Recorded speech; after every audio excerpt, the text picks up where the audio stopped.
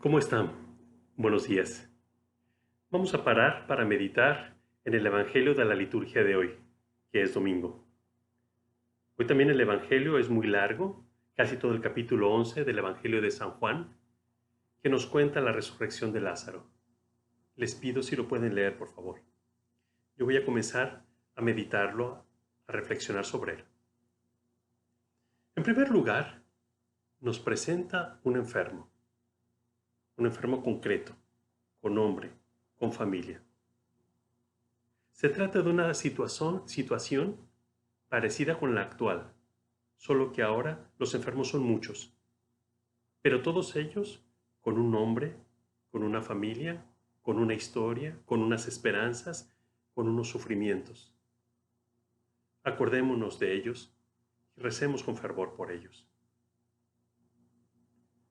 Pero el Evangelio también nos muestra que era una familia conocida, incluso querida por Jesús. Es que no hay enfermo que Dios no conozca y que ame mucho. En segundo lugar, las hermanas del enfermo buscan la ayuda de Jesús y solo le dicen: Señor, aquel a quien amas está enfermo. Qué maravilla que buscaron la ayuda de Jesús, la ayuda de Dios por medio de la oración. Hagamos esta oración todos los días, me parece maravillosa. Señor, aquel a quien amas está enfermo. Ellas no pidieron nada más, porque sabían que con eso era suficiente. En tercer lugar, Jesús responde: esta enfermedad no lleva a la muerte, sino que sirve para gloria de Dios. Tengamos paz. La mayoría de las personas enfermas no van a morir de esta enfermedad. Pero aquellos que sí van a morir van a testimoniar la gloria de Dios, la acción de Dios, el amor de Dios. Entonces sucedió una cosa admirable. Jesús se queda 2 días más en el lugar en el que estaba, y entonces Lázaro murió. Qué grande misterio. Y ahora Jesús quiere hacerse presente. Los discípulos le dicen: hace poco que querían apedrearte y ahora vas. Es como si le dijesen: hay muchas personas que están enojadas contigo porque no los salvaste, porque no salvaste a esas personas, y ahora tú quieres ir a acompañar. Pero Jesús les explica: nuestro amigo Lázaro está dormido. Y el Evangelio explica claramente que Jesús hablaba de su muerte, de la muerte, y aún así la llama de dormir, la llama dormir. Cualquiera que vuelva a despertar no está realmente muerto, está dormido. Y esa es nuestra fe, la certeza de que todos despertarán, de que todos resucitarán. Por eso no podemos abandonarnos a la desesperación.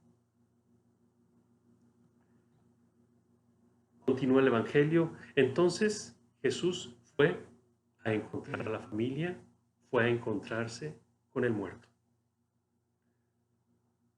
Lo primero que él encontró fueron muchas personas tristes, como ahora hay en el mundo, pero también muchas personas que querían consolar. Y yo le agradezco a Dios por eso, porque esta pandemia ha sacado de las personas la bondad, la solidaridad que tienen dentro. En segundo lugar, Jesús se encuentra con Marta, que le dice: Señor, si hubieses estado aquí, mi hermano no habría muerto. Y ella tiene razón, porque Jesús es Dios, porque Él es poderoso y ama a las personas. Realmente es verdad. Pero Marta, ahora déjame que te pregunte: ¿tú crees que Dios no está siempre con nosotros. Como para que digas, si hubieses estado aquí, Él siempre está con nosotros. Por eso Jesús le responde con una verdad mucho mayor. Tu hermano resucitará. Yo soy la resurrección y la vida. El que cree en mí, aunque haya muerto, vivirá. Y solo le pide fe. ¿Qué es esto? Jesús, Dios, nos pide a todos fe y confianza. Siempre, pero especialmente en los momentos más oscuros de nuestra vida. Continúa el Evangelio y entonces Marta fue a llamar a su hermana María y le dice, el Maestro está ahí y te llama. Dos grandes verdades. Jesús está allí. En todas las cosas también está Dios. Y nos llama, y nos interpela. Quiere decirnos alguna cosa a todos. Mejor, quiere decir alguna cosa a cada uno. De hecho, ya habló con Marta. Ahora quiere hablar al corazón de María. Quiere llevar a su corazón, al corazón de cada uno, paz y fe. Y María fue deprisa a encontrar a Jesús. Continúa el Evangelio y entonces, viendo la tristeza de todos, Jesús también llora. Nadie ha llorado más en estos días que Dios, porque Él nos ama y siente nuestras tristezas. Como dice el Salmo, mucho le cuesta al Señor la muerte de sus fieles. Él siente más que todos, porque son sus hijos. Continúa el Evangelio y entonces los judíos, que siempre son presentados en el Evangelio de San Juan como aquellos que no creen, como aquellos que siempre se oponen a Jesús, esos dicen, ¿no podría haber hecho que Lázaro no muriese? Ellos encuentran incompatible el amor de Jesús y la muerte y la tristeza. Pero Jesús no los enfrenta, porque Él conoce mucho más. Él conoce el futuro, Él conoce todo. Continúa el Evangelio y dice que Jesús llegó a la tumba, al sepulcro. Jesús está presente en todos los momentos más oscuros y tristes de nuestra vida. Y en estos días ha acompañado a muchos a su sepulcro, a su sepultura, y a todos los que han acompañado a sus seres queridos a la sepultura. De repente Jesús manda una cosa que deja a todos sorprendidos. Quiten la piedra. ¿Cuántas cosas podría significar esa piedra?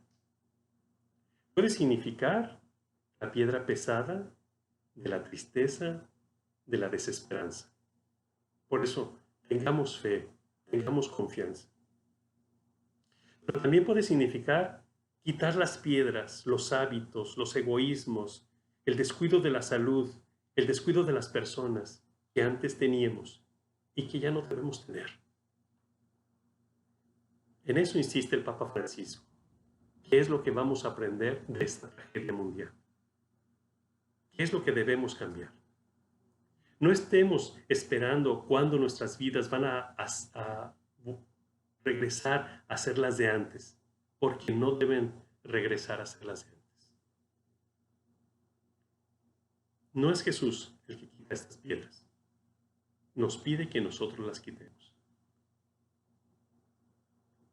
Más adelante, el Evangelio continúa que Marta está con miedo.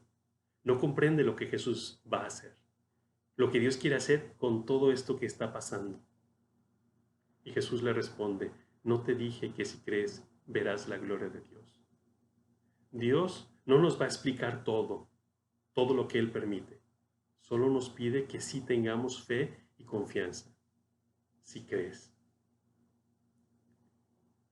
Entonces tendremos ojos para ver las maravillas de Dios.